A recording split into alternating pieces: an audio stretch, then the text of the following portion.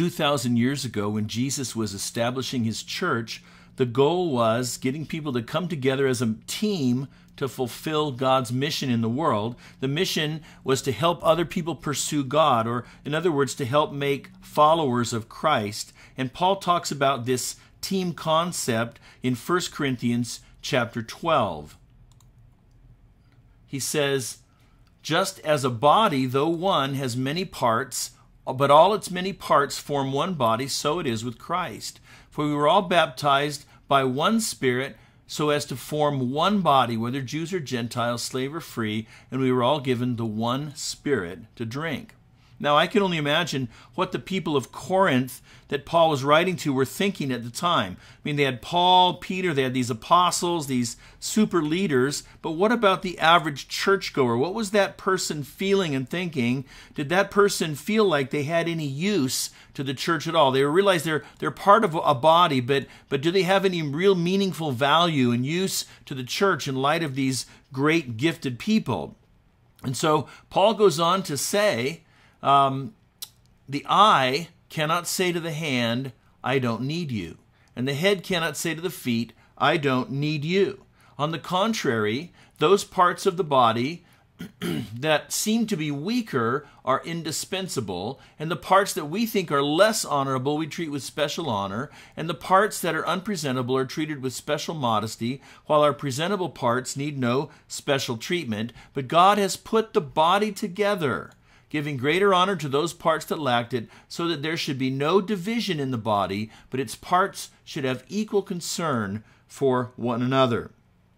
So Paul is sending a clear message to the church, and it's a message that's applicable to us that we need to hear today, 2,000 years later, and that message is that everyone has a place on the team. Every body part in the body matters. The eye matters, the hand matters. Not one is not greater than the other, and all of them are indispensable. And so we're going to look at a couple of ways that you can contribute to the team, put this principle into practice. The first one is to serve by using your talents. Maybe God has gifted you musically with the ability to play an instrument, or given you the talent to sing. Or maybe then you can be part of a worship team that helps lead people in their praise and worship. Worship is an important part of helping people to pursue God. Or maybe you're great with kids. You know, there's just certain people that are just really good with kids. They know how to respond to kids. And so you could become a kids' church teacher. Think about those families that come in on Sunday. They have the opportunity to have their kids go to kids' church, and they're able then to focus on worship and on the message, and maybe to meet Christ for the very first time. Knowing that their kids are tended for and cared for in a safe place in kids' church, that their kids are learning Bible verses, learning about biblical stories, and learning about Christ. Or maybe your talent is with technology.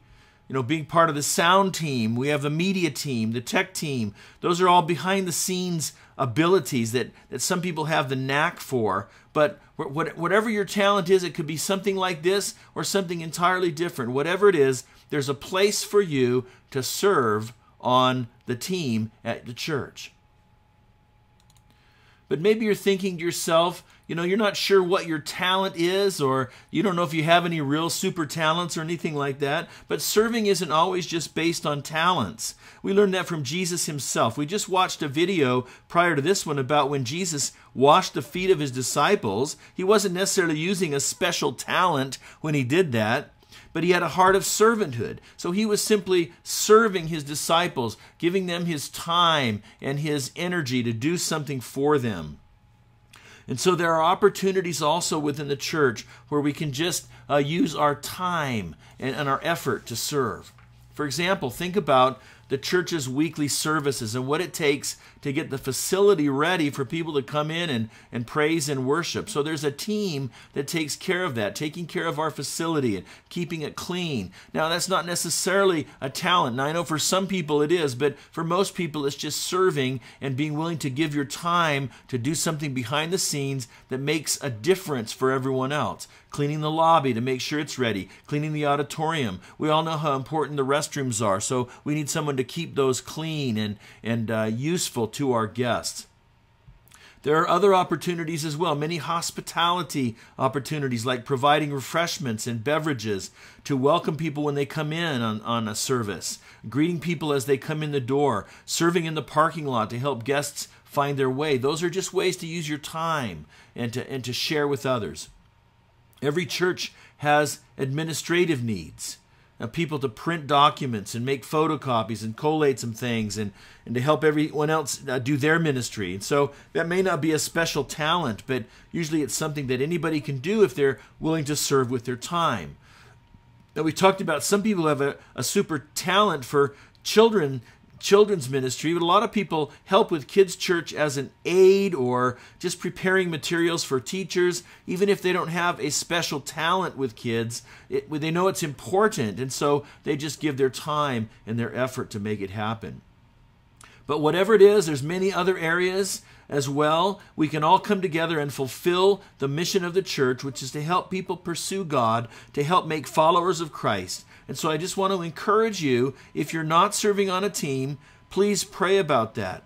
Everyone has a place on the team. I want you to be intentional about thinking that through. I want you to look for opportunities to become part of a team to serve. Don't just come on the weekends to be served or to be like a consumer to see what you can get out of church. The body we saw has many parts. Each part is essential. And so as a result, everyone has a place on the team. And now I want to encourage you to think about this action step, either alone or if you're taking this with a group, then stop maybe and talk about a little bit about this application issue. What's your next step to find a place to serve on the team?